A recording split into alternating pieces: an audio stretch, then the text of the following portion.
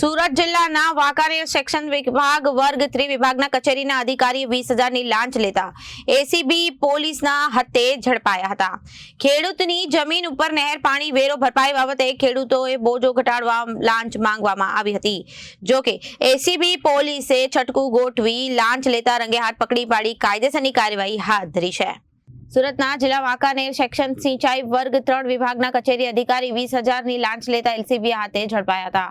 ખેડૂતની જમીન ઉપર નહેર પાણી વેરો ભરપાઈ બાબતે ખેડૂતો બોજો ઘટાડવા માંગી હતી લાંચ ને એક જાગૃત નાગરિક દ્વારા એસીબી પોલીસને જાણ કરી જે સ્થળે અજાણ્યા વ્યક્તિ મોકલી ખેડૂત અંગે વાત કરતા 20,000 લાંચ માંગી હતી, જેનું નામ પદ્માબેન ચૌધરી વર્ગ અને 3 સિંચાઈ તલાટીને કચેરી માંજ રંગે હાથ 20,000 લાંચ લેતા એસીબી પોલીસે ઝડપી પાડ્યા હતા।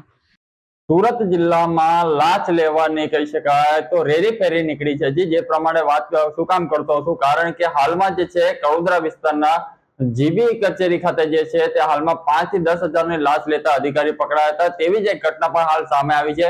બારડોલી તાલુકાના વાંકાનેર ગામ ખાતે જે કહી શકાય સિંચાઈ વિભાગના 3 કહી શકાય સિંચાઈ વિભાગના વર્ગ 3 જે અધિકારી જે છે તલાટી તરીકે ફરજ બજાવે છે, તેમને જે કહી શકાય તો ખેડૂતોની જે જમીન હતી તે જમીનના ઉપર નહેરનું જે પાણી આવે છે, જે પાણીને લઈને તે લોકોને જે પાણીનો ભરપૂર ભરપાઈ કરતા હતા, તે વેરો જે કહી શકાય જે વેરો આપવામાં આવ્યો હતો, જે વેરોના બોજો ઓછો કરવાની જે માંગણી કરી હતી કહી શકાય તો પદ્માબેન ચૌધરી જે છે વાંકાનેર ખાતે કહી શકાય સિંચાઈ વિભાગના વર્ગ 3 જે અધિકારી જે છે તે પર અજાણ્યા જે કહી શકાય જે બીજા ખેડૂતો છે તે લોકો પાસે 15 થી લઈને 25,000 સુધીની માંગણી કરી હતી।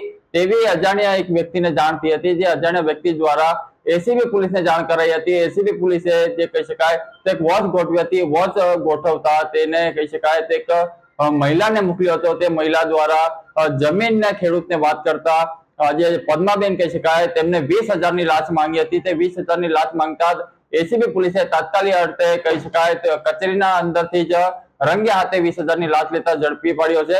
અને આજે પદ્માબેન છે તેમને પણ કબૂલાત પણ કરી છે કે 20,000ની લાંચ માંગી હતી। તેને સમગ્ર આ જે મામલો છે તેને એસીબી પોલીસે પદ્માબેન છે તે તેમને 20,000 કહી શકાય તો જે રકમ છે તેમની સાથે તેમને મુદ્દામાલ જે પકડાયો છે 20,000 તે અને પદ્માબેન જે છે તેમને હાલ હિરાસતમાં લીધો છે। આગળની તજવીજ જે છે હાલ ચાલી રહી છે। રિપોર્ટર કૃષ્ણા સોની, બારડોલી।